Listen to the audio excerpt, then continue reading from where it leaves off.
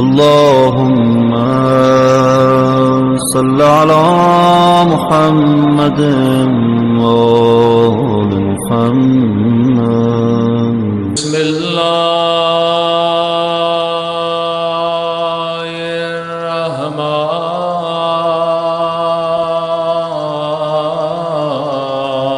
الرحيم.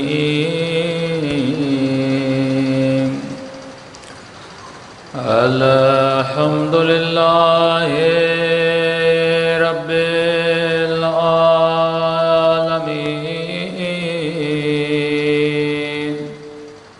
الحمد لله كما هو أهله. الصلاة والسلام على سيد المرسلين وخاتم النبيين أبي القاسم محمد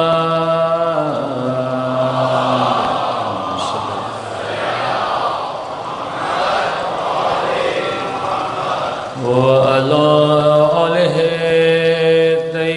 الطيبين الطاهرين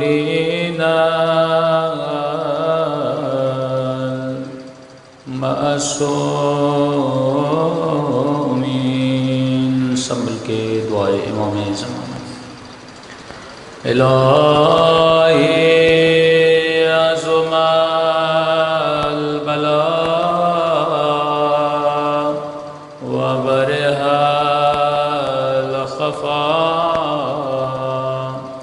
وانكشف الغطاء وانقطع الرجاء وضاقت الأرض ومنعت السماء وأنت المستعان وإليك المشتكى وعليك المؤول في الشدة والرخاء. اللهم صل على محمد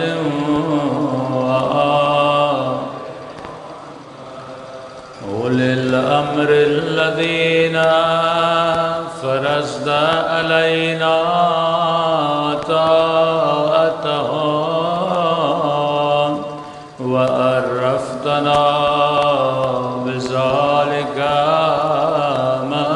منزلتهم ففرج عنا بحقهم فرجا عاجلا قريبا كلمح البصر أو هو أقرب. سب مل کے یا محمد یا علی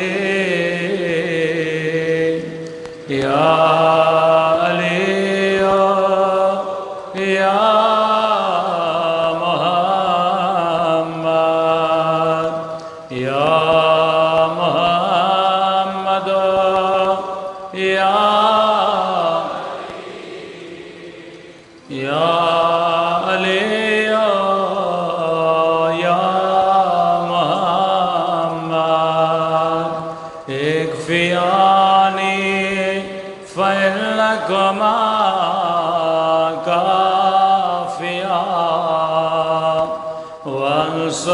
وانصرانی فإنكما ناصرا یا مولانا الأجل الأجل یا ارحم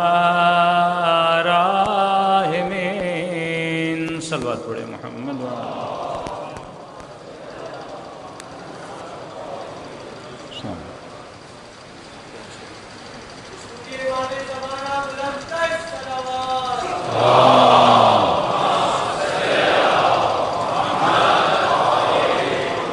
بسم اللہ الرحمن الرحیم رب اشرح لی صدری ویسر لی امری واحلل عقدۃ من لسانی یفقہوا قولی اما بعد فقد قال سبحانہ وتعالی فی محکم کتابہ المجید وفرقانہ الحمید وقولہ الحق وصدق الصادقین بسم اللہ الرحمن الرحیم قد افلح من زکاہا وقد خاب من دسہا صلوات پڑھے محمد وآل محمد۔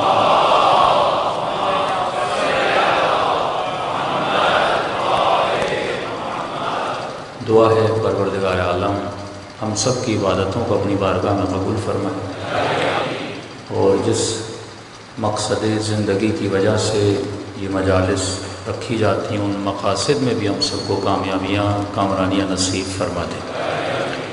مسلسل معرفت النفس کے عنوان سے گفتگو ہو رہی ہے کہ جب تک انسان اپنے نفس کی معرفت حاصل نہیں کرتا نہ اسے دنیا میں سکون ملتا ہے نہ اسے آخرت میں سکون ملتا ہے، اور اس معرفت النفس کا شوق، ڈیمانڈ یا موٹو اپنے وجود میں پیدا کرنے کے لیے مختلف اسباب ہیں، اور میں تب تک انسان نفس کی معرفت کے لیے قدم نہیں اٹھاتا جب تک شوق پیدا نہ ہو۔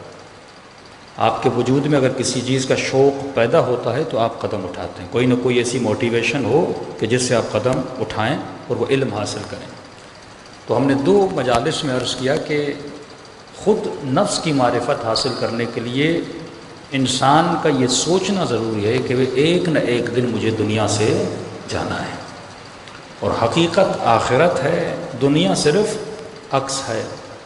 کہ میں نے کئی سال پہلے ممبر سے ایک مثال دی تھی، اخلاقی کہانی تھی کہ انگلینڈ میں ایک بادشاہ تھا، اس کی بیٹی کا ہار بہت قیمتی گم ہو گیا۔ اس نے اعلان کیا کہ جو بھی میری بیٹی کا ہار ڈھونڈ کے لائے گا میں اسے مثلا 1000 پاؤنڈ انعام دوں گا۔ بہت بڑا انعام تھا اس زمانے میں۔ تو پورا شہر ڈھونڈنے لگا کہ ہمیں وہ ہار مل جائے، ہم امیر بن جائیں۔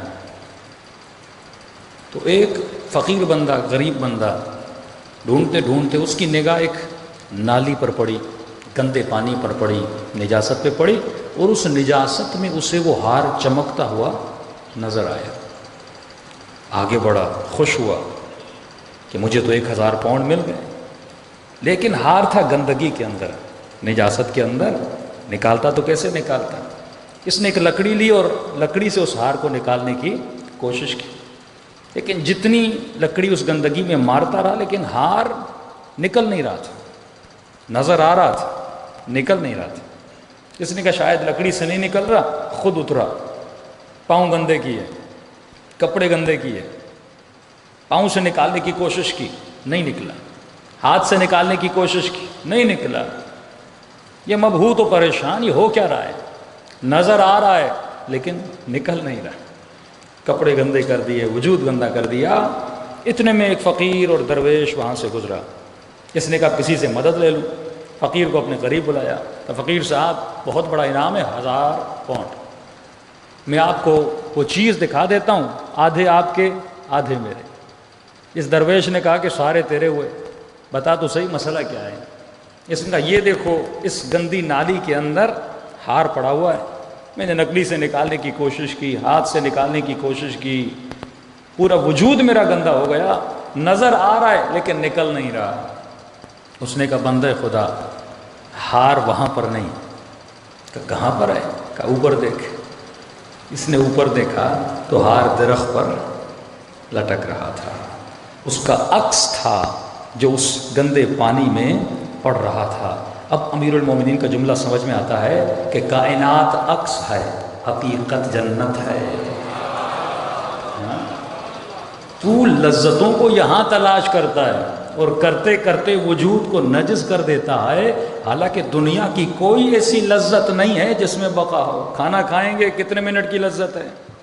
چند منٹ کی لذت ہے. پانی پیئیں گے چند منٹ کی لذت ہے. نکاح کی لذت چند منٹ کی لذت ہے. کسی بھی لذت میں بقا نہیں ہے. اور ہر لذت کی پھر اللہ نے یہ عجیب انسان کا سسٹم بنایا ہے کہ ہر لذت کی پھر انتہا نجاست ہے.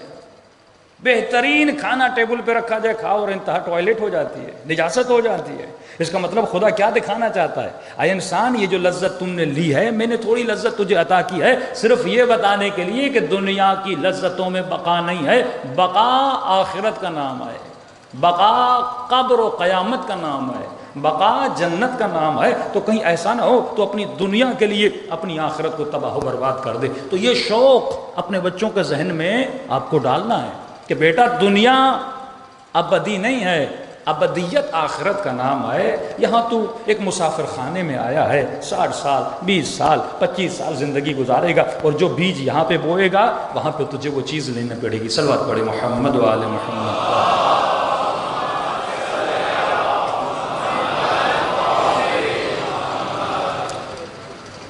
تو پہلی چیز, انسان اپنے دل میں شوق ملاقات خدا کو پیدا کرے. جب تک یہ شوق یہ ذوق میرے اندر نہیں. اور کیسے پیدا ہوگا؟ اس کے اسباب ہیں. معصومین فرماتے کم از کم ہفتے میں 1 مرتبہ قبرستان جایا کر, اپنے لیے کفن لیا کر, تشییع جنازے میں شرکت کیا کر, بہت ثواب ہے, تاکہ تجھے پتہ چلے کہ ایک دن بالکل اسی طرح میرا جنازہ بھی اٹھے گا.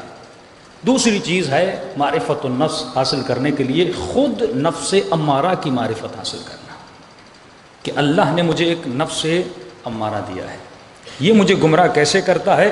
جب تک میں اس کو سدھاروں گا نہیں تب تک میرا وجود نہیں سدھرے گا. اب آپ کو میں 7 سے 8 پلر بتاتا ہوں کہ جو معرفت النفس کے ستون ہیں. اگر یہ ستون میرے مضبوط ہو گئے پوری زندگی میری اچھی گزرے گی. آج اشارہ کرتا ہو جاؤں گا, نیکسٹ ڈے میں اس کی تفصیل. پہلا ستون معرفت النفس کا معصوم فرماتے ہیں حلم ہے. جو معرفت النفس حاصل کرنا چاہتا ہے اس کی انٹری کی شرط یہ ہے کہ اس بندے کو حلیم ہونا چاہیے. مومن حلم کی صفت رکھتا ہے. حلم کا کیا مطلب؟ یہ کبھی بھی فوراً غصے میں نہیں آتا, یہ لوگوں کی برائیوں کا جواب برائیوں سے نہیں دیتا بلکہ احسان سے دیتا ہے. کئی ایسے لوگ تھے جو اس نیت سے آئے تھے اہل بیت کو قتل کریں, لیکن اخلاق علی ابن ابی طالب کو دیکھ کر وہ عاشق علی ابن ابی طالب بن گئے. یعنی آپ تصور کریں اگر امام حسین کا یہ اخلاق نہ ہوتا جو امام نے ہور کے ساتھ رکھا تھا, اور امام کے لشکر میں نہ آتا. یہ اخلاق امام حسین تھا, یہ رفتار امام حسین تھی. جناب زہیر نے منع کر دیا میں نہیں آؤں گا, صاف منع کر دیا. جمانہ نے اہل بیت کو واپس پلٹا دیا.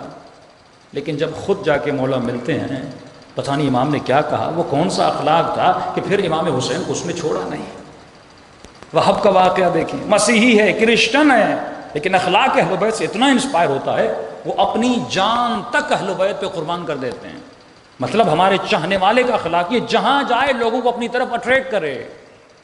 یہ نہیں کہ گالیاں دے, یہ نہیں کہ غصے کا جواب غصے سے دے, یہ نہیں کہ بدکاری کا جواب بدکاری سے دے. اس کے وجود میں کیا ہوتا ہے؟ حلم ہوتا ہے. یہ احسان کر کے لوگوں کو اپنی طرف اٹریکٹ کرتا ہے. دوسرا پلر جو معرفت النفس کا وہ ہے علم. فرما جو معرفت النفس حاصل, پہلی شرط یہ ہے کہ اس کا اخلاق اچھا نہیں, یہ کبھی بھی معرفت النفس حاصل نہیں کر پائے گا. یہ کبھی بھی اپنے اخلاق کو نہیں بنا پائے گا. یہ کبھی بھی اہل بیت کا قرب حاصل نہیں کر پائے گا اگر اس میں یہ جذبہ نہیں ہے. پہلا جذبہ یہ ہے کہ لوگ کچھ بھی کہیں لیکن تمہارا اخلاق اچھا ہونا چاہیے, تمہاری رفتار اچھی ہونی چاہیے. اب اسی طرح آپ میاں بیوی دیکھ لیں, طلاقیں کیوں ہوتی ہیں؟ کیونکہ حلم نہیں ہے. آج کسی مومن نے کہا مولانا شادیاں بھی جلدی کر رہے ہیں اور طلاق بھی لوگ جلدی لے رہے ہیں. شادی کرنے کی بھی جلدی ہے, پھر 2 سال نہیں گزرتے طلاق لینے کی بڑی جلدی ہے. جس عورت میں حلم نہیں ہے, جس مرد میں حلم نہیں ہے, جس میں تحمل نہیں ہے, ایک دوسرے کے اخلاق کو تحمل نہیں کر سکتے, فوراً جدا ہو جاتے ہیں اور حقدار لعنت پروردگار عالم بن جاتے ہیں. لیکن اگر کسی کی جوان کی زندگی میں حلم ہو, یہ باپ حلیم ہو, یہ بیٹا حلیم ہو, نیاز والی حلیم نہیں ہے, یہ کردار والی حلیم ہے. ہاں وہ حلیم کھانے کے ہم بڑے شوقین ہیں, لیکن یہ حلم ہمارے وجود میں نہیں ہے. مجلسیں انسان کے وجود میں حلم پیدا کرتی کہ صبر امام حسین دیکھو کہ وہ مولا حسین کے بابا جو اپنے اشارے سے خیبر کے دروازے کو اکھاڑ دیتے ہیں, یہ پاور ولایت امیر المومنین ہے، چولی کے اشرے کا موضوع بھی ولایت تھا، یہ پاور ولایت امیر المومنین ہے کہ اپنے اشارے سے خیبر کے دروازے کو کھاڑتے ہیں، اور انہی کے بیٹے امام حسین ایک بد دعا نہیں دے رہے، ایک بد دعا دیں تو پورا لشکر تباہ و برباد ہو جائے، لیکن یہ امام حسین کا حلم ہے، یہ صبر امام حسین ہے، وہ صبر جناب سیدہ تھا کہ کیونکہ اگر یہ اہل بیت تو رول ماڈل ہے نا، تم یہ دیکھو کہ مولا کے چہرے پر لعاب دہن پھینکا جاتا ہے، لیکن وہی مولا امیر المؤمنین صبر کرتے ہیں اور کھڑے ہو جاتے ہیں۔ جناب مالک اشتر کو ایک چاہنے والا دھکا دیتا ہے، پتہ نہیں کہ یہ مالک ہے کون ہے، بعد میں پتہ چلتا ہے کہ مالک ہے، پھر معافیا مانگنے پیچھے بڑھا، لیکن مالک نے سجدے میں جا کر کہا خدایا جس جوان نے میرے ساتھ بدتمیزی کی ہے مالک نے اسے معاف کر دیا، تو مالک کے گناہوں کو معاف کر دے۔ ہاں یہ کردار، وَلْيَعْفُوا وَلْيَصْفَحُوا، معاف کرو اگر چاہتے ہو خدا تجھے معاف کرے، احسان کرو اگر چاہتے ہو خدا تیرے ساتھ احسان کرے۔ تو جب تک یہ صفات، یہ پلرز میرے وجود میں نہیں ہوں گے تب تک میرے وجود میں نفس کی معرفت نہیں بڑھ سکتی۔ صلوات پڑھے محمد و آل محمد۔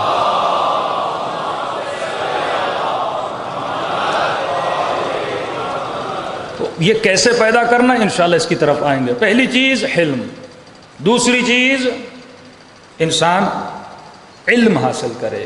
حلم کے بعد اگر اس کے وجود میں علم نہیں ہوگا، کہ میں نے کل بتایا تھا بچوں کو پابند کریں، کم از کم ڈیلی 20 پیجز پڑھیں۔ علم روح کی غذا ہے، روح کو موٹا کرنا، اسے علم دو، علم دو۔ ڈرامہ دیکھتے ہو، ٹی وی دیکھتے ہو، دوستوں کے ساتھ گپ شپ مارتے ہو، فضول چیزیں تمہارے ذہن میں جا رہی ہیں، لیکن اگر علم اپنے وجود میں، بھائی دن میں آدھا گھنٹہ فکس کر لو، مجھے تفسیر قرآن پڑھنی ہے، معراج السعادہ پڑھنا ہے، تاریخ انبیاء پڑھنی ہے، تاکہ کچھ نہ کچھ میں سیکھتا رہوں۔ اور علم آپ کے وجود سے جدا نہیں ہوتا، ہر شے آپ کے وجود سے جدا ہو جاتی ہے۔ تیسری چیز معصوم فرماتے ہیں کہ ہمارے چاہنے والے کے اندر صفت رشد ہوتی، اگر کسی کے اندر صفت رشد نہیں ہے، یہ معرفت النفس کا علم حاصل۔ رشد کا مطلب کیا؟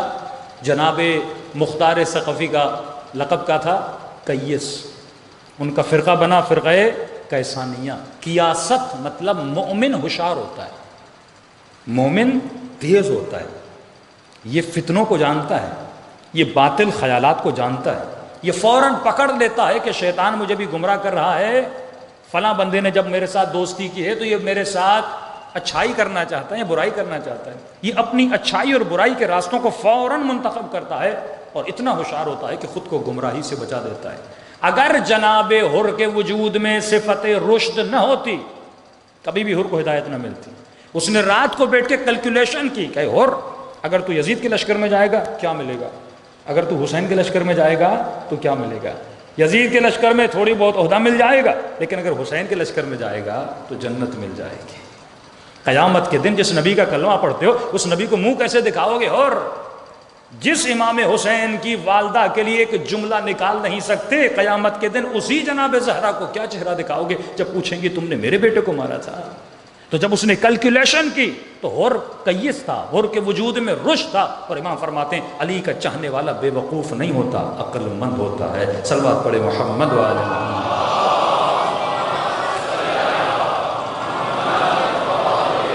چوتھا پلر معرفت النفس کا، یہ صفات جب پلرز بنتے جائیں گے نفس آپ کا بلند ہوتا جائے گا، آپ کی روح بلند ہوتی جائے گی۔ چوتھا پلر جو بہت اہم پلر ہے، اس پلر کا نام ہے عفت۔ جس انسان کے وجود میں نفس کی معرفت ہوتی ہے اس کے وجود میں عفت ہوتی ہے۔ اگر عفت نہ ہو تو انسان بے غیرت بن جاتا ہے۔ اور سب سے بڑی ذمہ داری جو آج کے شیطان میڈیا کی ہے وہ یہی ہے کہ جوانوں کے ذہنوں سے عفت کو ختم کر دیا جائے، اس خاتون کے وجود سے عفت کو ختم۔ اور عفت کیسے ختم ہوتی ہے یہ ہم آگے آئیں گے۔ عفت کو ختم کرنے میں سب سے بڑا جو کردار ادا کرتا ہے وہ آپ کا نفس امارہ ہے۔ وہ سب سے پہلے تلاش کرتا ہے کہ آپ کے دل میں کس چیز کی لذت ہے، وہ اس لذت کو آپ کے سامنے کھڑا کرتا ہے اور اس لذت کو حاصل کرنے کے لیے آپ کی عفت کو آپ سے لے لیتا ہے۔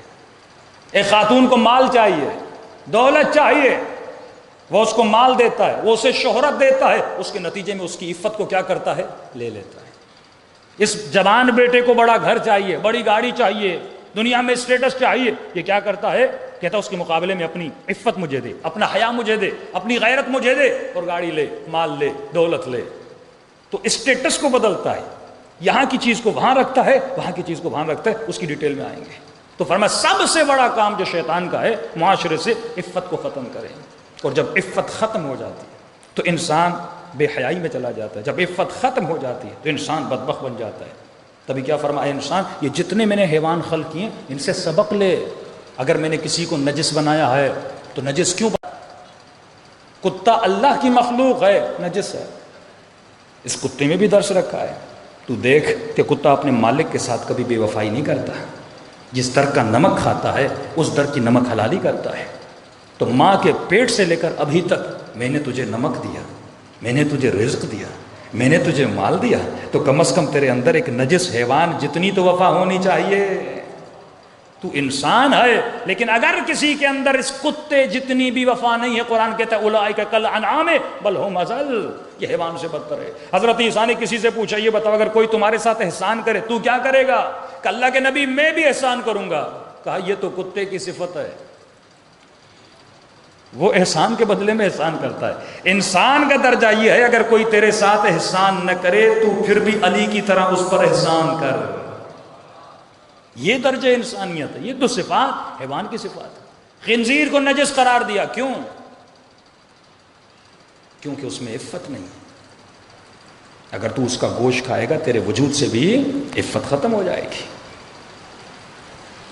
ویسٹرن ورلڈ میں مرد کی مرد سے شادی ہو رہی ہے، خاتون کی خاتون سے شادی ہو رہی ہے، قوانین پاس کیے جا رہے ہیں گے کے نام سے، لیسبین کے نام سے۔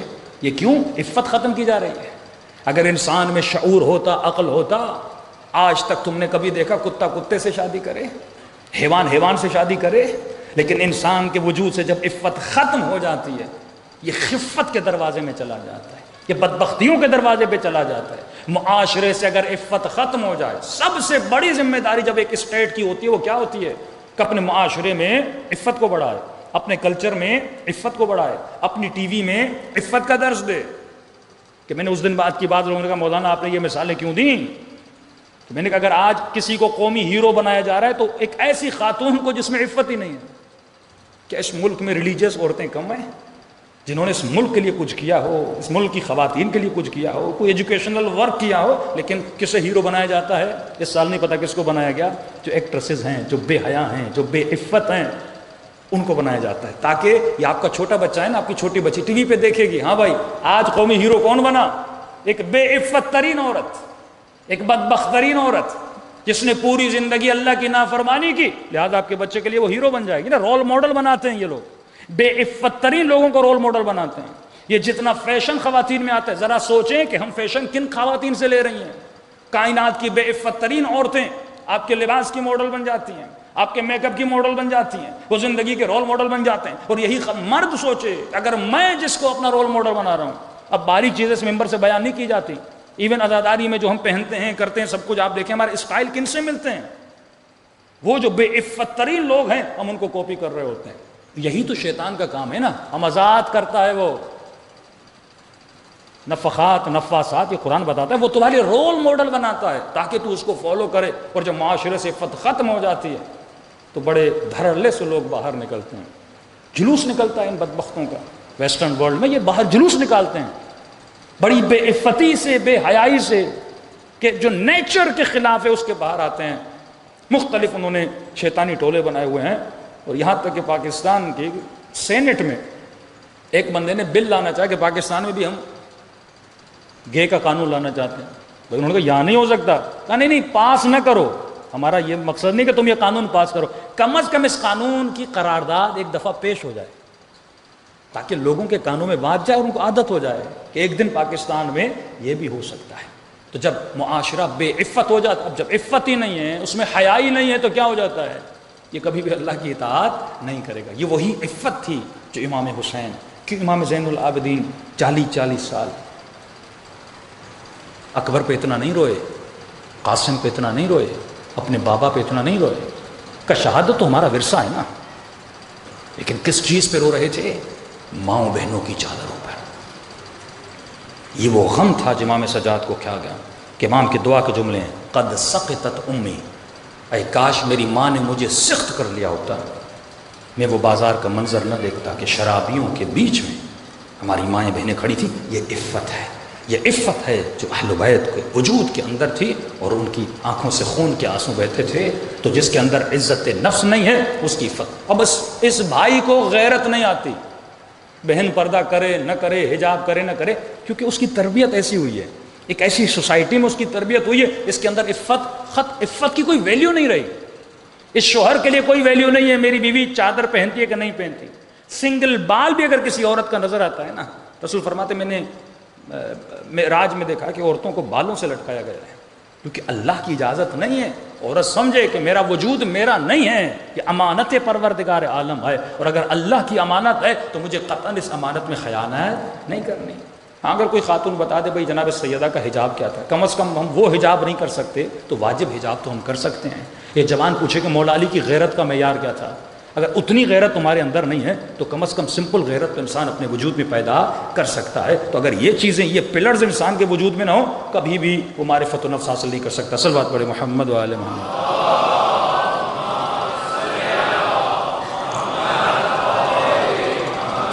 اب یہ ساری چیزیں کب انسان کے وجود میں آئیں گی؟ جب انسان کے اندر یہ ایک صفت ہوگی. اس صفت کا نام ہے سیلف کنٹرول. اگر میرے وجود میں ضبط نہیں ہے، مثلا اگر مجھے کوئی گالی دے رہا ہے میں فوراً بھڑک اٹھتا ہوں، کیوں؟ کیونکہ میرے اندر سیلف کنٹرول نہیں ہے. میں اپنی ذات پہ کنٹرول کرنے کی توانائی اور طاقت نہیں رکھتا. 3 دن 4 دن ایک عادت کو چھوڑتا ہوں، لیکن پھر وہ عادت میری طرف پلٹ کے آ جاتی ہے، کیونکہ میرے اندر سیلف کنٹرول نہیں ہے. تو یہ جو روزہ ہے یہ اس لیے اللہ نے واجب کیا تاکہ آپ کے اندر کنٹرول بڑھے. ہمیشہ مثال دیتا ہوں، جس طرح آپ باڈی بلڈنگ کرتے ہیں تو جتنا ایک ہی دن میں کوئی باڈی بلڈر نہیں بنتا، ریپیٹڈلی آپ کو ویٹ اٹھانا پڑتا ہے تب جا کے آپ کے مسلز مضبوط ہوتے ہیں. بالکل اسی طرح آپ کے برین کے اندر بھی مسلز ہیں. یہ برین کے مسلز کب مضبوط ہوتے ہیں؟ جب آپ ایک کام کو ریپیٹڈلی کرتے ہیں، اتنا کرتے ہیں آپ کے برین کے مسلز مضبوط ہو جاتے ہیں. اب آپ کا ول پاور مضبوط ہوتا ہے. جب ول پاور مضبوط ہوتا ہے تو وزڈم پاور مضبوط ہو جاتا ہے، اور آپ کے اندر کنٹرول پیدا ہو جاتا ہے. کہ جو انسان دن میں 3 بار کھائے، خدا کہتے ہیں اب نہیں کھاؤ. ظاہر سیلف کنٹرول ہوگا تو روزہ. وہی لوگ روزہ نہیں رکھ پاتے جن بیچارے کے اندر سیلف کنٹرول نہیں ہے.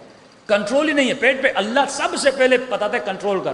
کیوں نماز کی اتنی پابندی ہے؟ اس وقت پہ نماز پڑھ، اس وقت پہ نماز پڑھ. کیوں؟ تاکہ تیرے اندر کنٹرول پیدا ہو، تو اپنے ٹائم کو کیا کر سکے؟ مینیج کر سکے. اور جتنا کنٹرول بڑھتا جائے گا، اب شکم پہ کنٹرول ہو گیا، پھر فرمایا اعتکاف میں چلا جا، 3 دن اپنی زبان پر کنٹرول کر، لوگوں سے نہ مل، اپنی سوشل ایکٹیویٹی کو کٹ کر دے. جیسے جیسے کنٹرول بڑھتا جائے گا ویسے ویسے تمہارا ول پاور مضبوط ہوگا. اور جب ول پاور مضبوط ہوگا اب تمہارا زبان پر بھی کنٹرول ہوگا، تمہارا کانوں پر بھی کنٹرول ہوگا، تمہارا ہاتھوں پر بھی کنٹرول ہوگا. اگر کوئی گناہ کی طرف لے جائے گا تم کہو گے نہیں حرام ہے، میں اس گناہ کی طرف نہیں آؤں گا. تو جس کے وجود میں سیلف کنٹرول ہے وہی انسان اپنے نفس کی معرفت کو حاصل کر سکتا ہے. صلوات پڑھے محمد و آل محمد.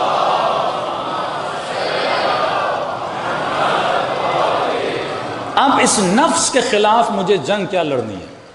وہ فرماتے ہیں سب سے بڑا جہاد اور سب سے بڑی کوشش جو انسان کو کرنی ہے وہ اپنے نفس کے خلاف کرنی ہے. کا انسان جو حسرت کھاتا ہے کاش میں کربلا میں ہوتا جہاد کرتا، میں اصحاب بدر کے ساتھ ہوتا جہاد کرتا، میں اہل بیت کے ساتھ ہوتا اور دشمن سے جہاد کرتا. میرے امام فرماتے ہیں انسان تو ابھی بھی جہاد کر سکتا ہے. وہ جہاد بدن کا جہاد تھا، تو آج بھی چاہے تو اپنے نفس کے ساتھ. سب سے بڑا دشمن، یزید سے بھی بڑا دشمن تیرا نفس ہے. عالم کے اندر بھی ہے، جاہل کے اندر بھی ہے، ہر انسان کے اندر ہے. یہ سب سے بڑا جہاد ہے. اگر تو اسے قتل کر لے تو کوئی کہے مولانا میرا جسم زخمی نہیں ہوا، کچھ نہیں ہوا، مجھے اتنا ثواب مل جائے گا. فرمایا کون کہتا ہے؟ سب سے بڑی تلوار جو لڑنی ہے اس نفس کے خلاف لڑنی ہے. اگر تم نے اسے قتل کر دیا تو دنیا میں کامیاب ترین انسان بن جائے گا. اور مولا فرماتے ہیں یہ جو نفس ہے یہ سانپ کی طرح ہے.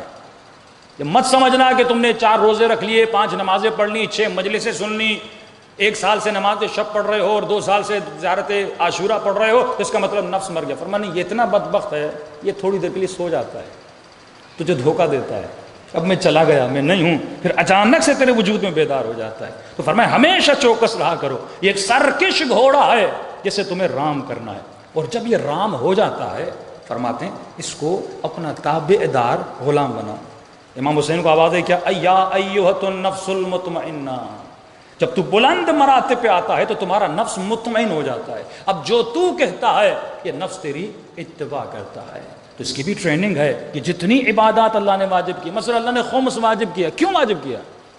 صرف اسی لیے کہ وہ دیکھتا ہے کہ تمہارے دل میں جو گرہ لگی ہوئی ہے مال کے ساتھ بندھی تو نہیں ہوئی، وہ تمہیں آزاد کرنا چاہتا ہے۔ اب ویسٹرن ورلڈ کا کلچر کیا تھا کہ یہ لنڈے میں جتنے کپڑے آتے ہیں، ہمارے اتنے مومنین بزنس بھی کرتے ہیں ادھر ادھر، اب پتہ نہیں ہے کہ شریعت کے اعتبار سے یہ بزنس کتنا صحیح ہے کتنا غلط ہے۔ وہاں پہ وہ چیریٹی کے طور پہ اپنے جتنے پرانے کپڑے ہیں غریب ملکوں میں بھیج دیتے ہیں، یہاں پہ وہ استری شستری کر کے نئے شے کر کے پھر دوسرے ممالک میں بیچتے ہیں۔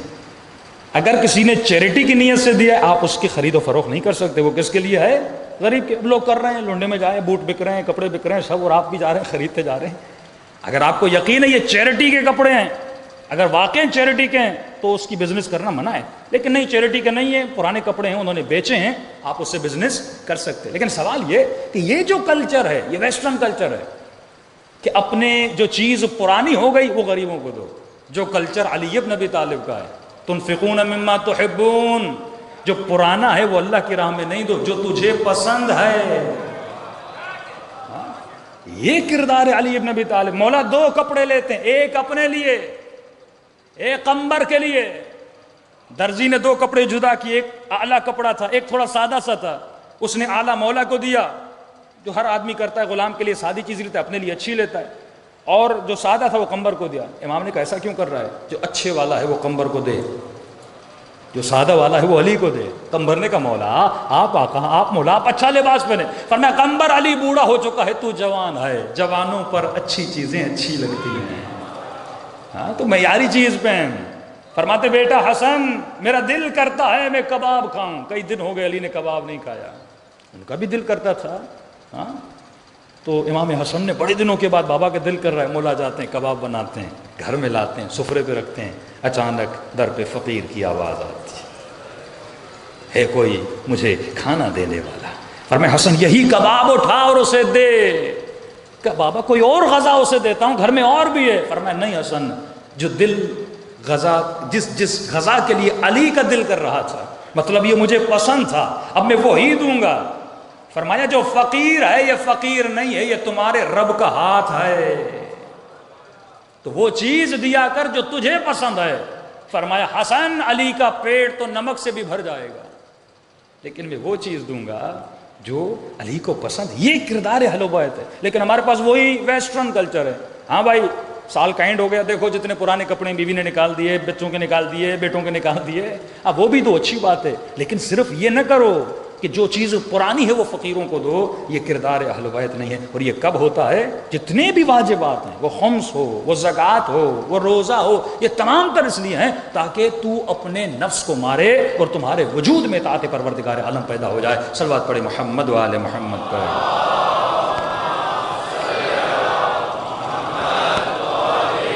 تو ایک تو تمہارے نفس کو یہ جہاد پسند نہیں ہے، وہ نہیں چاہتا کہ تم یہ کام کرو۔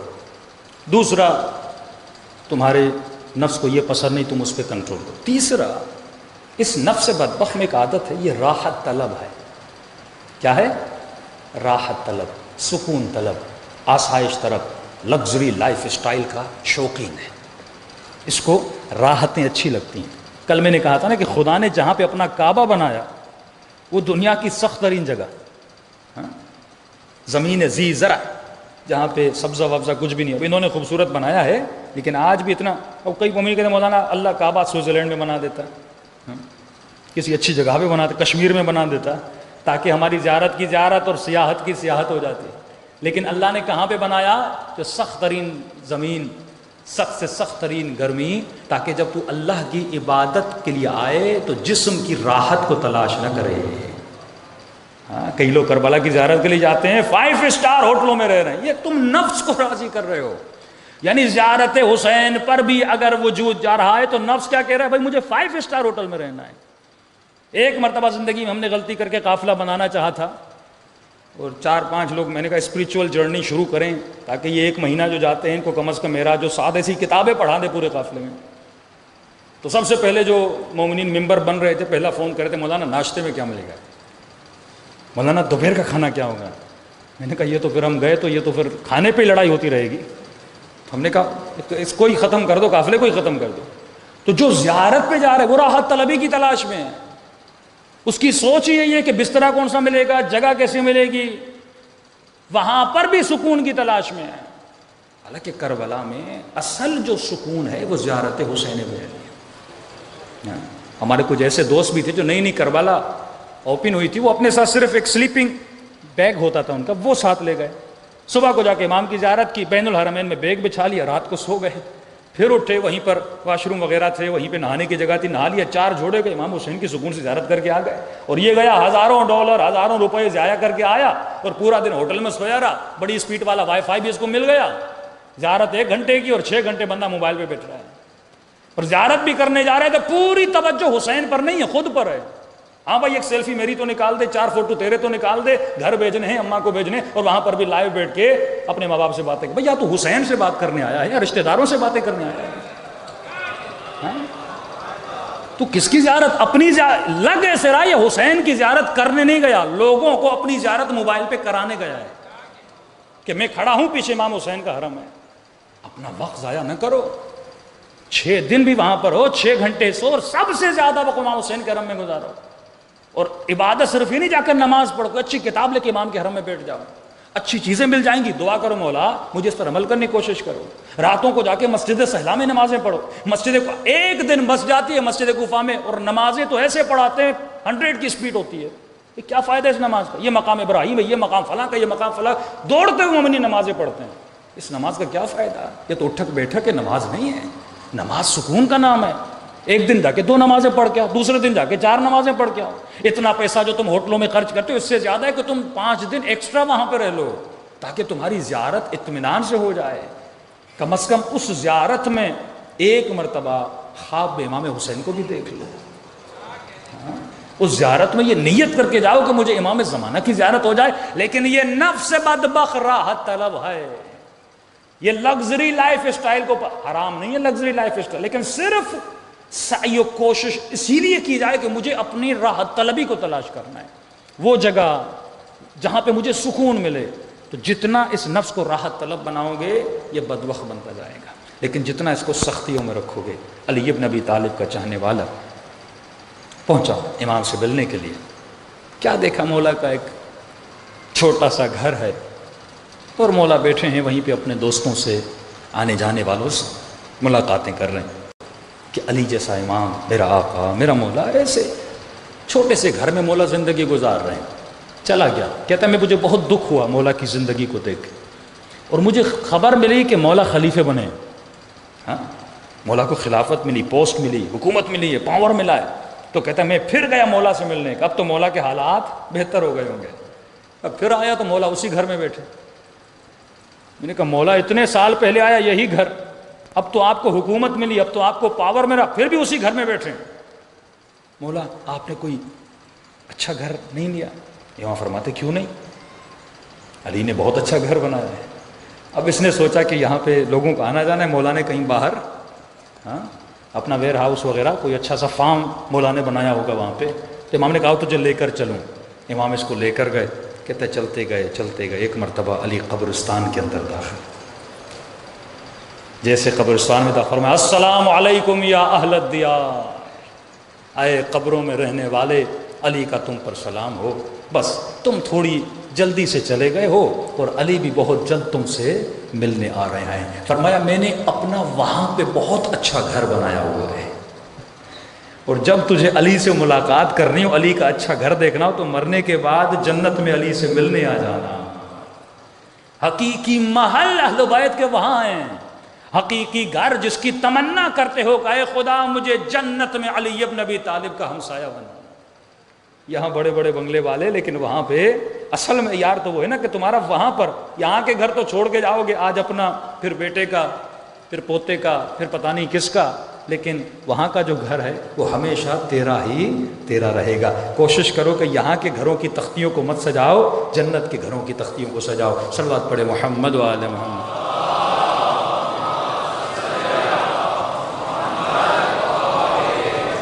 بارے دیگر صلوات پڑھے محمد و آل محمد۔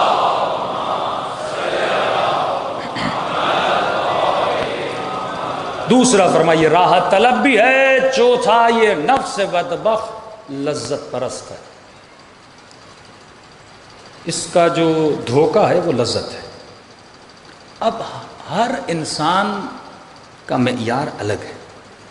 اکثر لوگ کہتے ہیں کہ مولانا، علماء فرماتے ہیں کہ خدا کا شکر کرو کہ تم کوفے کے ماحول میں نہیں تھے، شکر خدا کرو کہ اتنوں سالوں کے بعد یہاں پیدا ہوئے ہو اور آج تم 14 کے 14 معصومین کے ماننے والے ہو۔ کیونکہ بڑا مشکل ہوتا ہے انسان جب ایک برے ماحول میں بڑا ہوتا ہے، وہاں پہ جو انسان کو دعوتیں ملتی ہیں۔ اب ہر انسان کی لذت الگ ہے، ہر انسان کا نشہ الگ ہے۔ میں نے کسی جگہ پہ کہا تھا لوگوں کا نشہ، کسی کا نشہ چرس ہے، کسی کا نشہ شراب ہے، کسی کا نشہ نگاہ حرام ہے، کسی کا نشہ فلمیں دیکھنا، کسی کا نشہ کرکٹ کھیلنا، ہر بندے کا نشہ الگ ہے۔ مولویوں کا نشہ کیا ہے؟ کوئی نشے سے بچا ہوا نہیں۔ یہ حدیث معصوم ہے کہ کسی کا نشہ حکومت، کسی کا نشہ پیسہ، کسی کا نشہ دولت، کسی کا نشہ اچھی آواز۔ فرمایا مولویوں کا نشہ ہے واہ واہ، یہ مولویوں کا نشہ ہے، یہ ذاکروں کا نشہ ہے کہ جب ان کو کوئی واہ واہ کرتا ہے تو انہیں کیا ہوتی ہے؟ خوشی ہوتی ہے، کیونکہ ذات کی واہ واہ ہوتی ہے۔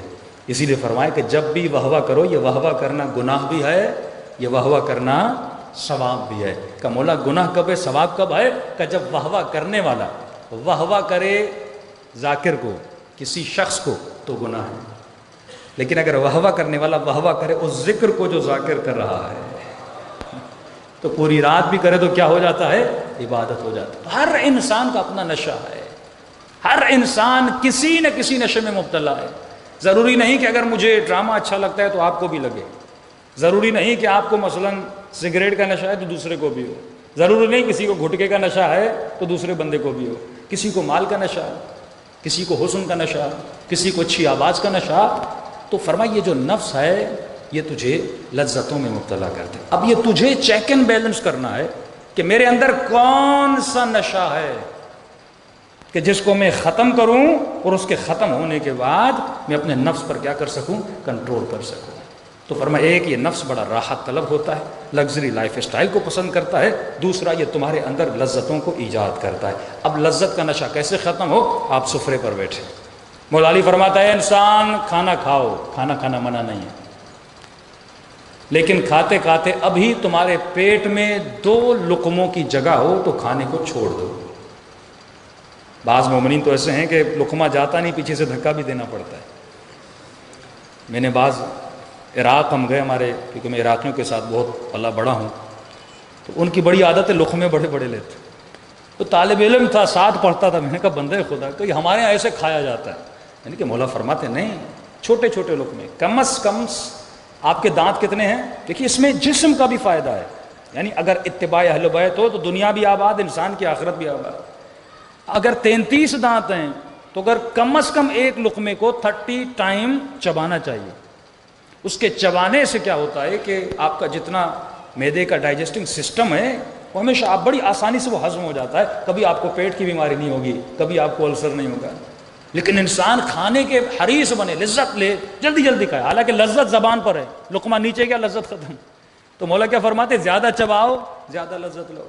اور سائنٹیفکلی بھی ہے کہ جو انسان زیادہ چباتا ہے اس کا پیٹ بھی جلدی بھر جاتا ہے۔ غالباً آیت اللہ دستغیب کے پاس ایک موٹا سا آدمی گیا، قبلہ مجھے کوئی نسخہ دیجیے پتلا ہو جاؤں۔ اب ہر نسخہ مولوی سے بھی نہیں لیا جاتا، انہوں نے نسخہ دیا، کہا نسخہ یہ ہے کہ اپنے کھانے کے ہر لقمے پر 1 سورہ انا انزلنا پڑو۔ اب اس کو کہتے زیادہ چباؤ، تو وہ چبانے والا تو تھا نہیں، موٹا آدمی کتنا چبائے گا، سست ہوتا ہے وہ۔ تو اسے کہا کہ بھائی 33 مرتبہ اپنا 1 لقمے پہ 1 سورہ انا انزلنا پڑو۔ اس نے کہا یہ تو بڑا مشکل ہے۔ کہا پھر دیکھو نا، موٹا بننا آسان ہے، پتلا ہونا مشکل ہے۔ نفس بہت جلدی موٹا ہو جاتا ہے، بہت جلدی، لیکن اسے پتلا کرنا بڑا مشکل ہوتا ہے۔ اس کی زندہ مثال ہے، آپ 30 دن روزے رکھیے، 1 ہفتہ مشکل ہوتا ہے، 10 دن کے بعد عادت پڑ جاتی ہے، نفس کو عادت ہو جاتی ہے روزے رکھنے کی، بھوک کی، اور جیسے روزہ ختم ہوا عید پارٹی شروع ہو جاتی ہیں۔ ہاں 1 دن 2 دن 3 دن اتنا کھاتے ہو، میں چیلنج کرتا ہوں 4تھے دن روزہ رکھ کے دکھاؤ۔ 30 دن جو تم نے محنت کی وہ 3 دن میں تم خود ہی برباد کر دیتے ہو۔ تو اسی لیے فرمایا کم از کم ایک ہفتے میں ایک روزہ، نہیں تو 15 دن میں ایک روزہ، نہیں تو ایک مہینے میں ایک روزہ رکھو، تاکہ یہ نفس کس کے کنٹرول میں رہے؟ تمہارے کنٹرول میں رہے۔ ایسا نہ ہو کہ تم مرغی کا غلام بن جائے، ایسا نہ ہو تو مچھلی کا غلام بن جائے۔ دیکھو سفرے پر جب کھانا آتا ہے، اب آپ کو ایک مرتبہ پتا چلا یہ میرا سب سے پسندیدہ کھانا ہے، اس دن کنٹرول کر کے دکھاؤ نا کہ مولا کو کباب پسند ہے، فقیر آتے ہیں دے دیتے ہیں، پھر کہتے ہیں علی کا پیٹ تو نمک سے بھی بھر جائے گا۔ اب کیا یہ کنٹرول، یہ سیلف کنٹرول، کیا میں اپنی لذتوں پہ کنٹرول کر سکتا ہوں؟ کہ میں نے کئی مرتبہ مثال دی کہ رسول خدا گزر رہے ہیں، دیکھا جوان بڑے بڑے پتھر اٹھا رہے ہیں، کہ یا رسول اللہ یہ بہت بڑے بہادر ہیں۔ نبی فرماتے ان سے بڑا کوئی بزدل کوئی ہے؟ یا رسول اللہ کیوں؟ فرمایا یہ بتا پتھر کا وزن کتنا ہے؟ کہ پتھر کا وزن 50 کلو، 20 کلو، 100 کلو، بہت وزن ہوگا۔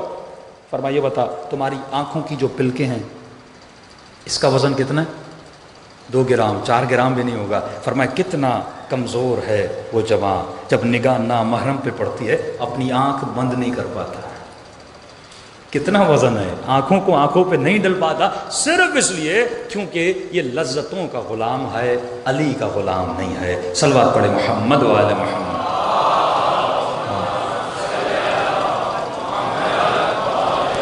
محمد و اجل فرج۔ تو جب تک انسان اپنی لذت پرس بنے گا تو کبھی بھی علی کی ولایت کے اندر داخل نہیں ہو سکتا۔ جب تک ڈھونڈے، یہ تمام تر چیزیں آپ ڈھونڈیں کہ میری کمزوری کیا ہے، میری ویک پوائنٹ کیا ہے۔ وقت بہت جلدی سے گزر رہا ہے۔ فرمایا ایک چیز معرفت النفس حاصل کرنے سے پہلے عزت نفس کا خیال رکھنا ہے، سیلف ریسپیکٹ۔ جس انسان میں عزت نفس نہیں ہے وہ انسان گناہ کرتا ہے۔ جس انسان میں عزت نفس نہیں ہے وہ اہل بیت۔ تو پہلے اپنی عزت کرنا سیکھ۔ بچوں کو سیلف ریسپیکٹ کا درس دیجیے۔ ہم کیا کرتے ہیں؟ بچوں کو ضائع کر دیتے ہیں۔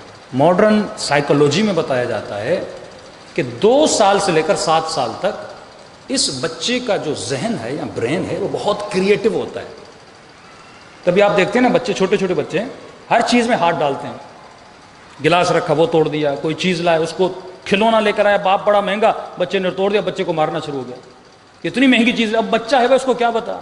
کیونکہ خدا نے اس کا ذہن کریٹو بنایا، وہ ہمیشہ تلاش میں رہتا ہے، تجسس میں رہتا ہے، تحقیق میں رہتا ہے، ریسرچ میں رہتا ہے کہ یہ کیا ہے۔ لیکن اگر فرماتے ہیں اکثر لوگ 99% لوگ اپنے بچوں کو ڈانٹ کر مار کر ان کا جو کریٹیوٹی ہے وہ کیا کر دیتے ہیں؟ تباہ و برباد کر دیتے ہیں۔ میں ساؤتھ افریقہ کے، میں نے چند یہودیوں کا لائف اسٹائل پوچھا کہ یہ ظاہر یہودی بڑے ذہین ہیں، دنیا میں سب سے زیادہ PhD ہولڈر آپ دیکھیں سارے یہودی ہیں، دنیا کے بڑے سے بڑے بزنس ایسے ہی تو نہیں سنبھالے ہوئے نا، انہوں نے محنت کی۔ تو وہ اتنی اپنی شریعت کی پابندی کرتے ہیں کہ پوری ایک مجلس اس پہ ہو سکتی ہے۔ مثلا ان کی خواتین 6 مہینے کے بعد کوئی کھانا نہیں کھاتی، کیا کرتی ہیں؟ زیادہ تر دودھ اور کھجور۔ ان کی شریعت میں کہ حضرت مریم نے بھی کھجور کھائی تھی، اور یہ سائنٹیفکلی بھی ثابت ہے کہ جو خواتین کھجور کھاتی ہیں بچہ طاقتور بھی ہوتا ہے۔ اور کیا کرتی ہیں؟ 6 مہینے کے بعد کوئی زیادہ کام نہیں کرتی۔ ان کے سامنے ایک بورڈ رکھا جاتا ہے، اس بورڈ پر میتھمیٹک کے مسئلے، کیمسٹری کے مسئلے، جتنے بھی علمی مسائل ہیں ان کو کیا کرتی ہیں؟ سولو کرتی ہیں۔ ڈیلی بیسس پہ یہی کرتی ہیں۔ کوئی اور ایکٹیویٹی، ٹی وی دیکھنا، گانے دیکھنا، ادھر جانا ادھر گھومنا نہیں۔ یہ 4 مہینے، جب سے بچہ 4 مہینے کے بعد بچہ بن جاتا ہے، اس میں روح آ جاتی ہے، تو اس کے بعد یہ جتنی بھی عقلانی کام ہے، میتھمیٹیکلی کام ہے، اگر وہ پڑھی ہوئی ہے تو بکس پڑھتی ہیں، ایسے کام کرتی ہیں۔ اب جب یہ بچہ دنیا میں آتا ہے تو کیا بنتا ہے؟ ہوشیار بچہ بن جاتا ہے۔ وہ تباہی جو 4 سال کا حافظ قرآن، اس کی ماں نے یہی کہا نا، کہتا ہے جب سے یہ بچہ میری شکم میں آیا میں ڈیلی بیسس پہ کوشش کرتی تھی 4 جز 5 جز قرآن کی پڑھتی تھی، اور سب سے پہلے بچے کی سماعت ایکٹیو ہو جاتی ہے، میں گھر میں یا قرآن کھول کے رکھتی تھی۔ اب جب ماں نے اتنا پڑھا، اس شکم میں بچے نے سنا، جب یہ بچہ پیدا ہوا تو اس کے والد کہتے ہیں جب اس نے بولنا شروع کیا کہ ہم کہتے تھے الحمدللہ رب العالمین، بچہ آگے کہتا تھا الرحمن الرحیم مالک یوم الدین۔ آپ اپنے ہاتھوں سے اپنے بچوں کو بنا سکتے ہیں، لیکن کیونکہ علم معرفت و نفس نہیں ہے، تربیت کا علم نہیں ہے، ایک کے پاس 5 بچے ہیں، ایک نشائی بن گیا، ایک پتہ نہیں کیا جواری بن گیا، ایک کیا بن گیا، بچے تباہ و برباد ہو گئے۔ جو سب سے برترین نعمت پروردگار عالم تھی ہم نے اس کو تباہ کر دیا۔ اس بچے کی سیلف رسپیکٹ کو سائیکالوجی میں کہتے ہیں سیلف اسٹیم، اس کی اسٹریم کو تباہ کر کے ہم نے بچے کو تباہ کر دیا. اس کا جتنا کریٹو مائنڈ تھا ہم نے اسے خراب کر دیا. بچہ اگر نقصان کرے اسے سمجھاؤ کہ میرے لال یہ برائی ہے، یہ اچھائی ہے، یہ اس طرح بنتا ہے، یہ اس طرح بگڑتا ہے. تو آہستہ آہستہ اب جب یہ 7 سال کا بنے گا، جس طرح آپ کو کوئی گالی دیتا ہے آپ کو برا لگتا ہے، لیکن آپ اپنا دفاع کرتے ہو. آپ کے ساتھ کوئی زیادتی کرے آپ ڈیفینس کی پوزیشن میں آ جاتے ہو. یہی کیفیت ایک چھوٹے بچے کی ہوتی ہے. جب آپ اس کو مارتے ہو، جب آپ اس کو پیٹتے ہو، جب آپ ڈنڈیوں سے اس کو مارتے ہو تو اس بچے کو بھی غصہ آتا ہے، لیکن بچہ ہے غصہ نکال نہیں پاتا، آپ کو کچھ کہہ نہیں پاتا تو یہ غصہ اپنے اندر ڈالتا رہتا ہے. لہٰذا بچے کی جو سیلف رسپیکٹ وہ کیا ہو جاتی ہے؟ تباہ ہو جاتی ہے. تبھی مولا فرماتے ہیں اکرموا اولادکم، اے علی کے چاہنے والوں اپنے بچوں کو عزت دو اور اپنے بچوں کو ادب سکھاؤ. اگر پوری رات اور دن ماں باپ آپس میں لڑتے رہیں گے بچہ ادب سیکھے گا. ایک دوسرے کو گالیاں دیتے رہیں گے یہ بچہ ادب سیکھے گا. پوری زندگی یہ دیکھے کہ بابا امی سے لڑتے رہے، امی بابا سے لڑتے رہے، یہ کبھی بھی باادب نہیں بنے گا. نہ ہی اس بیٹی سے یہ توقع رکھے اس کی شادی ہو جائے گی، اس کا گھر بنے گا. تمام تر جڑ یہ ہے کہ ہم اپنی زندگیوں میں ہم نے وہ اخلاق پیدا نہیں کیا جو اخلاق اہل بیت علیہ الصلوۃ والسلام تھا. اس جنگ کی حالت میں کہ آج جناب علی اصغر کی رات ہے نا، فرماتے ہیں جناب رباب نے بہت ساری مقاتل کی کتاب دیکھی، کہتے ہیں اس بی بی نے اصغر پہ رویا نہیں. جب پوچھا جاتا تھا بی بی رو کیوں نہیں رہی ہو، فرماتے اگر میں روں گی تو حسین کو حوصلہ کون دے گا. یہ اخلاق کربلا ہے نا. سیدہ زینب کا اخلاق دیکھیں، یہ حوصلہ کہاں سے آتا ہے؟ بچپن سے اہل بیت نے اپنے بچوں کی تربیت ایسی کی تھی، اخلاق کے ساتھ تربیت کی تھی، اچھی رفتار. ان کو اب جب تک تو بچے کو اپنی عزت کرانا نہیں سکھائے اب عزت کیسے ڈیولپ ہو؟ دیکھیے نا یہاں پہ کیا ہوتا ہے کہ پھر وہی کہہ رہا ہوں کہ یہاں یہ اچھائی کو برائی کے نام پہ رکھا جاتا ہے، برائی کو اچھائی کے نام پہ. اس بچے کو سکھاؤ کہ میرے لال، مثلا بچہ کہے کہ بابا فلاں بچہ گالیاں دے رہا ہے، میں کیوں گالی کیوں نہیں دوں؟ تم کو بیٹا جب کوئی گالی دیتا ہے نا اس کی عزت ختم ہو جاتی ہے. اگر تو بھی گالی دے گا تیری عزت بھی ختم ہو جائے گی. بیٹی کو سکھاؤ بیٹی جو حجاب نہیں کرتی، جو عفت میں نہیں ہوتی، وہ اپنی عزت ختم کر دیتی ہے. ہاں اس کی کوئی ارزش نہیں ہوتی، اس کی کوئی قیمت نہیں ہوتی. لیکن اگر تم حجاب کرو گی تو امام حسین کے سامنے تمہاری عزت ہوگی، حضرت عباس کے سامنے تمہاری عزت ہوگی، جناب سیدہ فاطمہ کے سامنے تمہاری عزت ہوگی. تو بچے کو اس طرح سمجھاؤ اور اسے بتاؤ کہ عزت کیا ہے، ذلت کیا ہے. اور خطرناک معاشرہ یہ ہے کہ یہ عزتوں اور ذلتوں کی جگہوں کو بدلتے ہیں. آج ایک خاتون ٹک ٹاک پہ بے حیائی پھیلاتی ہے، ٹی وی والے اسے عزت دیتے ہیں. یہی شیطان کا کام ہے. اگر کوئی حسین ابن علی کا سر قلم کرنے جا رہا ہے اسے عزت دی جاتی ہے، انعام دیا جاتا ہے، مقام دیا جاتا ہے، پوسٹ دی جاتی ہے کہ تم نے حسین کا سر قلم کیا ہے. یہی شیطان کا کام ہے کہ عزت اور ذلت کی جگہ کو بدل دو. جس چیز میں عزت ہے اسے ذلت کر کے دکھاؤ، جس چیز میں ذلت ہے اسے عزت کر کے دکھاؤ. ایک ڈانس کرنے والی، ایک گویا، ایک بدبخ، ایک اوریانی پھیلانے والی خاتون کو معاشرہ کیا دیتا ہے؟ عزت. اس کو رسپیکٹ دیتا ہے. وہ خاتون جو اوریانی پھیلاتی ہے اسے انعامات دیے جاتے ہیں، عزت دی جاتی ہے. اب ظاہر ہے یہ بچہ دیکھ رہا ہے نا، آپ کو وہ ماحول دینا ہے، اس کو صحیح تعلیم آپ نے دینی ہے کہ بیٹا یہ عزت نہیں ہے، یہ ذلت ہے، یہ دنیا کا دھوکہ ہے، یہ عزت نہیں ہے. اصل عزت یہ ہے کہ تم پروردگار عالم کے سامنے عزیز رہو. اصل عزت یہ ہے کہ جب تمہیں تمہاری قبر سے اٹھایا جائے تو ملائک تیرے استقبال کے لیے آئیں. ابن سعد عزت کے لیے گیا تھا نا، اور اس نے عزت کس کو سمجھا؟ حکومت کو. اس زمانے میں آلات اور اسباب الگ تھے. اس نے کہا مال ملے گا، دولت ملے گی. غلاموں کا زمانہ تھا، کنیزیں خریدوں گا، اتنی شادیاں کروں گا، بڑا گھر دوں گا، بڑا باغ بناؤں گا. تو وہ ان چیزوں کو عزت سمجھ رہا تھا. تو فرمائے یہ آپ کی ڈیوٹی ہے کہ بچوں کی سیلف رسپیکٹ، پھر اسے بتائیں کہ رسپیکٹ کس چیز میں. رسپیکٹ گالی میں نہیں ہے، عزت گالی میں نہیں ہے، عزت اچھے کردار میں ہے، عزت اللہ کی اطاعت میں. صلوات پڑھے محمد و آل محمد، محمد و آل محمد.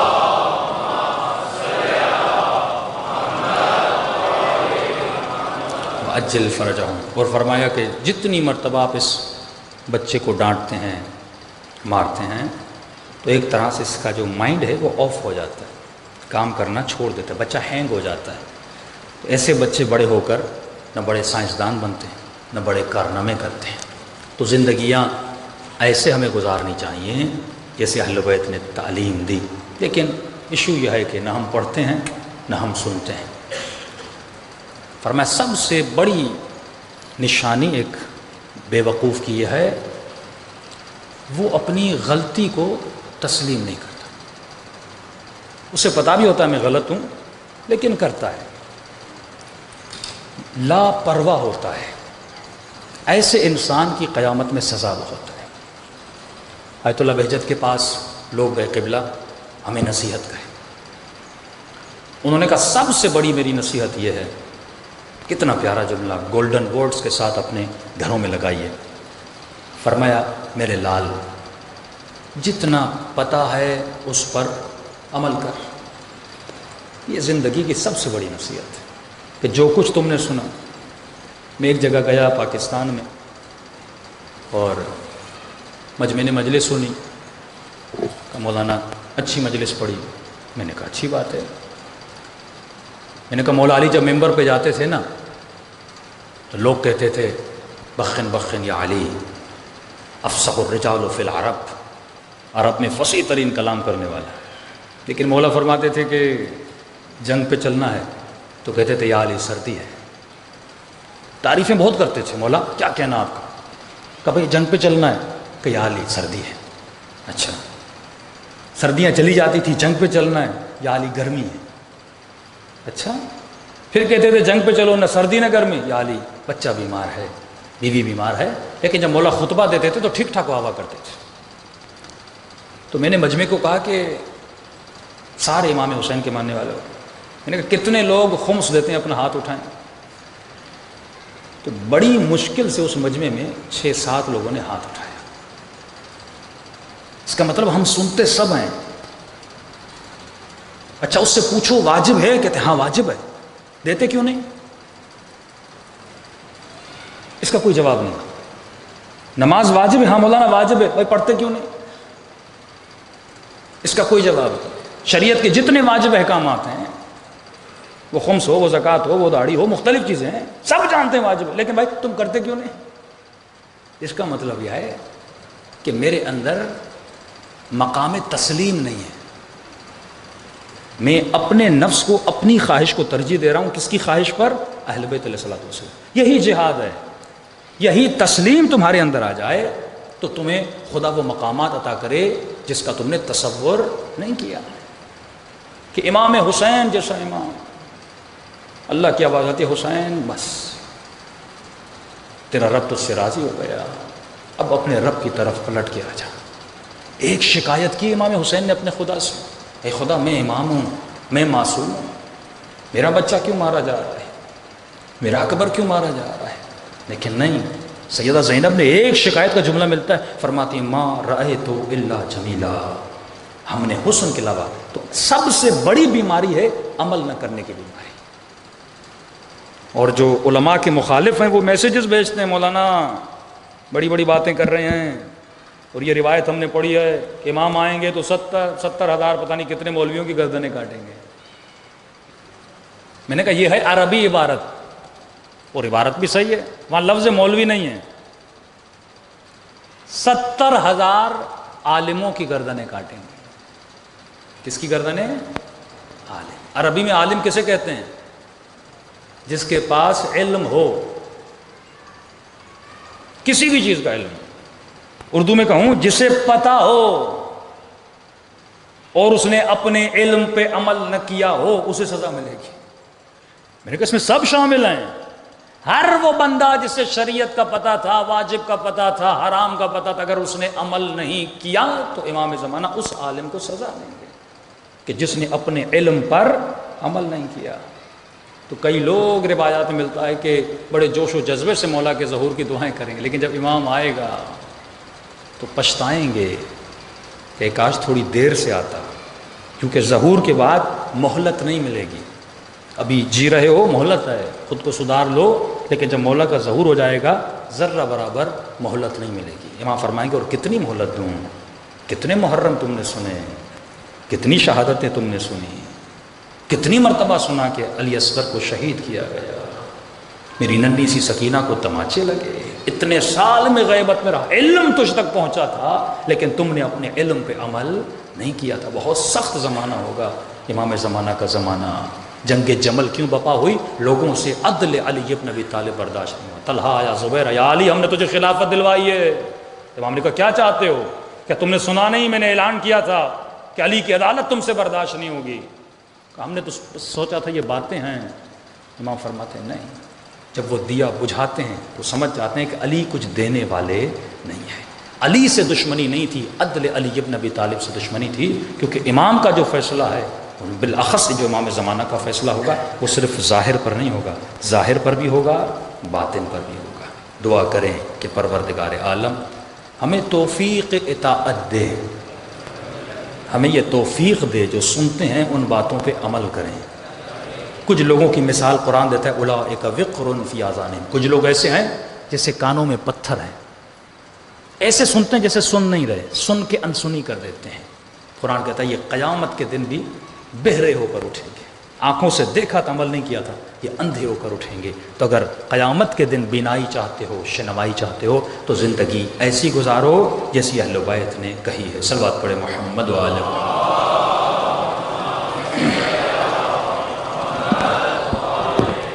آئیے آج ایک ننھے سے باب الحوائج کی رات ہے، حاجتوں کی قبولیت کا دروازہ۔ جناب علی اصغر،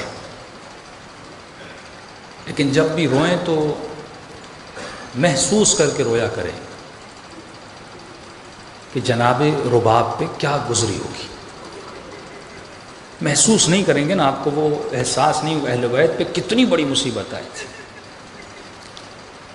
ایک ذاکر کہتے ہیں کہ مصیبت تو حضرت زہرا نے بھی دیکھی تھی، بی بی کے پیٹ میں بھی 6 مہینے کا بچہ تھا، ظالموں نے آگ کا دروازہ گرایا، وہ بچہ سخت ہو گیا۔ فرمایا ماں تو ماں ہوتی ہے نا، ماں تو اس بچے سے بھی پیار کرتی ہے جس بچے کو دیکھا نہیں ہے، سخت ہو گیا۔ لیکن فرمایا وہ بچہ جب گر جاتا ہے نا تو ماں کے جو زخم کے گھاؤ ہے نا جلدی بھر جاتے ہیں، کیونکہ بچے کو دیکھا نہیں ہے۔ لیکن فرمایا جس ماں کا بچہ پیدا ہو، 6 مہینے بچے کے نخرے اٹھائے، اپنی گودی میں لے، اس ماں کے لیے بڑا مشکل ہوتا ہے کہ اپنے بچوں کے زخم دیکھے۔ امام سجاد فرماتے ہیں کہ ظالموں نے صرف کربلا میں ظلم نہیں کیا، فرمایا جب ہمارا قافلہ دربار ابن زیاد میں پہنچا تو ننھے سے بچے سے لے کر بڑوں کے ہاتھوں میں رسیاں بندھی تھیں۔ تصور کرو کہ علی کی بیٹی کوفے کے دربار کے اندر کھڑی ہے۔ امام فرماتے ہیں یہ ملعون اس وقت کھانا کھا رہا تھا۔ تصور کرو اگر کوئی بھوکھا بچہ اور بچی تجھے دیکھ رہا اور تو سفرے پہ کھانا کھا رہا ہو، اس ننھے سے بچے پہ کیا گزرتی ہے۔ کہ ملعون کھانا کھا رہا تھا، سامنے کٹی ہوئی گردنیں پڑی ہوئی تھی اور پوچھتا جا رہا تھا یہ کس کی گردن ہے، یہ کس کی گردن ہے، یہ کس کی گردن ہے۔ بولنے والا بتا رہا تھا یہ قاسم کا گلا ہے، یہ اون محمد کی کٹی ہوئی گردنیں ہیں۔ ایک مرتبہ اس نے کہا کہ یہ حسین کے جواں بیٹے علی اکبر کا سر ہے۔ کہ جیسے ابن زیاد نے اکبر کے چہرے کو دیکھا نا، اس نے کھانا کھانا چھوڑ دیا اور کہا مجھے سپاہیوں یہ بتاؤ کس نے کہا تھا حسین کو قتل کرو۔ سپاہیوں نے کہا امیر آپ نے کہا تھا حسین کو قتل کرنا ہے۔ فرمایا اگر مجھے پتا ہوتا حسین کے پاس اکبر جیسا بیٹا ہے میں تجھے کبھی نہ کہتا حسین کو قتل کرو۔ کہا کیوں؟ کہ جس کا ایسا بیٹا دنیا سے چلا جائے وہ خود ہی مر جاتا، اسے تجھے مارنے کی ضرورت نہیں۔ اب تصور کرو رباب پہ کیا گزری ہوگی۔ جب ایک عورت کا دودھ خشک ہو جاتا ہے، کچھ حالات میں خشک ہوتا ہے، ایسے خشک نہیں ہوتا۔ اور میں صبح سے شام تک خیموں میں لاشیں آ رہی تھیں، کبھی کسی شہید پہ گریا، کبھی کسی شہید پہ گریا۔ یہ بی بی اتنا روئی کہ آنکھوں کا پانی بھی خشک ہو گیا۔ بچوں کی خیموں میں کیا کیفیت ہے۔ سیدہ زینب فرماتی ہیں ایک مرتبہ خیمے میں گئی، ایک 4 سالہ بچہ آیا، کہا پھپھی اماں بہت پیاس لگی ہے۔ میں نے کہا میرے لال پانی نہیں ہے۔ کہا پھپھی اماں جو عقیل کے خیمے ہیں نا، عقیل کے بچوں کا خیمہ، شاید وہاں پہ پانی پڑا ہو۔ بی بی زینب فرماتی ہے میں جانتی تھی وہاں پانی نہیں، لیکن بچے کا دل رکھنے کے لیے میں بچے کو اس خیمے میں لے گئی، لیکن جیسے جیسے جا رہی تھی 2 اور بچے مل جاتے تھے، 4 اور بچے آ گئے، یہاں تک کہ 25 بچے جمع ہو گئے۔ جب اس خیمے میں پہنچی تو وہاں بھی پانی کا ایک قطرہ نہیں تھا، کہ جہاں پہ مشک پڑا تھا بچوں نے اس جگہ پہ خود کو گرا دیا تاکہ جسم کو تھوڑی ٹھنڈک مل جائے۔ یہ پھر بھی 4-5 سال کے بچے تھے، لیکن تصور کرو علی اصغر پہ کیا گزری ہوئی۔ سیدہ زینب فرماتی ہے میں نے دیکھا رباب نے اپنی قمیص کو لیا اور اس قمیص سے اپنے بچے کو ہوا لگانے لگے کہ شاید میرے بچے کے بدن کی حرارت کم ہو جائے۔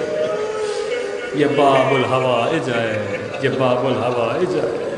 ایک ظاہر کربلا گیا، کہتا ہے میں نے دیکھا کہ یہ اکبر، یہ قاسم، یہ گنج شہداء، لیکن میں نے بڑی کوشش کی مجھے پتہ چلے کہ علی اصغر کی قبر کہاں ہے۔ بہت ڈھونڈا، بہت پوچھا، لیکن پتہ نہیں چلا۔ خواب کے عالم میں دیکھا امام حسین نے۔ امام نے فرمایا اے ظاہر آج کے بعد میرے اصغر کو تلاش نہ کرنا، میرے اصغر کی کوئی قبر نہیں ہے۔ کہا مولا پھر علی اصغر کہاں ہے؟ فرمایا سجاد نے اصغر کو میرے سینے پہ رکھ لیا۔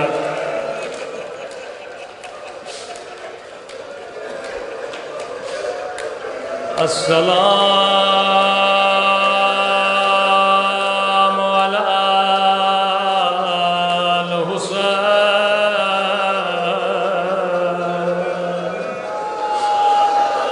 وعلی علی ابن الحسین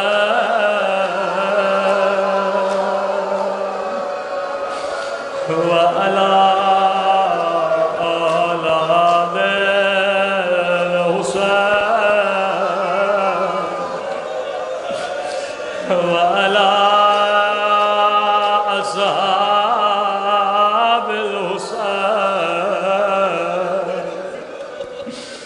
میرا سلام ہو رباب کی اجڑی ہوئی گودی پہ،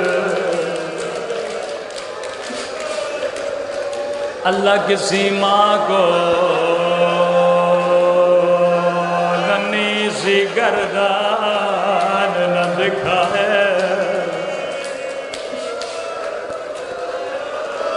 فرمایا بہن زینب میں میدان کی طرف جا رہا ہوں، میرے اصغر کو لا، آخری مرتبہ حسین اپنے بیٹے کا بوسہ لے لے۔ بی بی زینب نے حسین کو دیا، لیکن بچہ جیسے بابا کی گود میں آیا زار و قطار رونا شروع۔ کہ زینب یہ بچہ رو کیوں رہا؟ فرمایا بھیا حسین رباب کا دودھ خشک ہو گیا، کہیں پیاس سے علی اصغر مر نہ جا۔ فرمایا میرے بیٹے کو تیار کر، میں میدان میں لے جاؤں گا۔ عرب میں رسم تھی ننھے سے بچوں کو کپڑے میں باندھا جاتا تھا، سفید کفن پہنایا، امام حسین کو دیا، میدان میں لے آئے۔ لشکر یزید کہتے ہیں ہم نے سمجھا حسین قرآن لے کر آئے، لیکن ایک مرتبہ حسین نے اصغر کو ہاتھوں پہ بلند کیا، پورے لشکر نے دیکھا ننھی سی ذبح ہے۔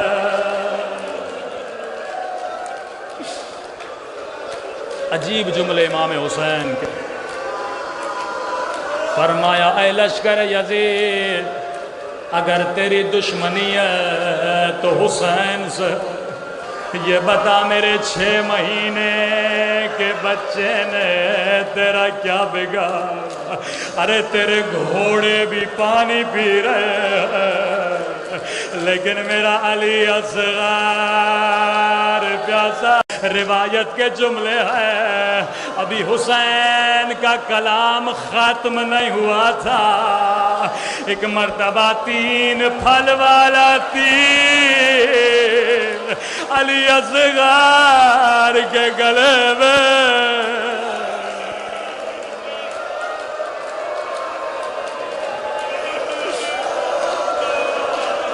لوہا بڑا سخت تھا، اصغر کا گلا بڑا نرم تھا، یہاں تک کہ تیر حسین کے بازو میں لگا۔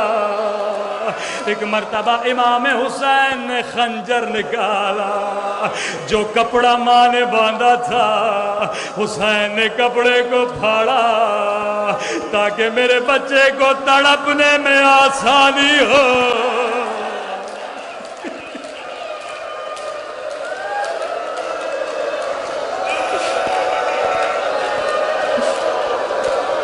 شب عاشور اعمال عاشور کرو گے، مستحب ہے 10 قدم آگے جاؤ 10 قدم پیچھے آؤ۔ حسین چاہتے تھے کبھی خیمے کے اندر جائے، لیکن سوچتے تھے ماں کو کیا بتاؤں گا۔ وہیں سے آواز دی، بہن زینب ذرا خیمے سے باہر آ۔ بی بی زینب فرماتی ہے میں سمجھ کے باہر آئی، حسین اصغر کو پانی پلا کر آ گئے، لیکن جیسے خیمے سے باہر آئی میں نے کیا دیکھا، حسین کے چہرے پہ خون ملا ہوا ہے، داڑھی خون سے رنگین ہے، اصغر کے ننھے سے پاؤں خون میں رنگین ہے۔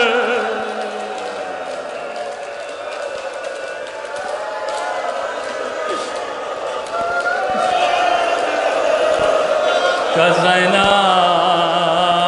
ماں کو نہ بتانا، ماں برداشت نہیں کر پائے۔ خیمے کے پیچھے گئے، ننھی سی قبر کو کھودا۔ میں کہوں گا کاش حسین نے علی کی طرح، جس طرح زہرا کی 40 قبریں بنائی تھی، علی اصغر کی 40 قبریں بناتے، بڑی حسرت سے بیٹے کی قبر بنائے، لیکن ہائے حسین کی حسرت۔ 11 محرم کا دن آیا، حرملہ نے کہا میرا سر کہاں ہے؟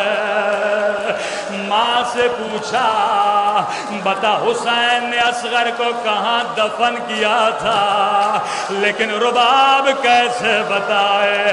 ملعون نے حکم دیا 40 گھوڑے سوار نیزے اٹھائے، یا نیزے زمین میں جاتے تھے یا رباب کا کلیجہ۔ ایک مرتبہ نیزہ زمین سے باہر آیا، ایک ننھی سی لاش،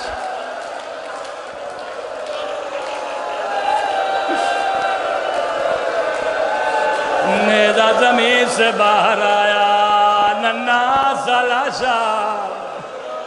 روایت کے بڑے سخت جملے، ملعون نے لاشے کو لیا، ماں کے سامنے آیا، کر رباب تو نے نہ بتایا، اب میں تیرے سامنے ذبح کروں گا۔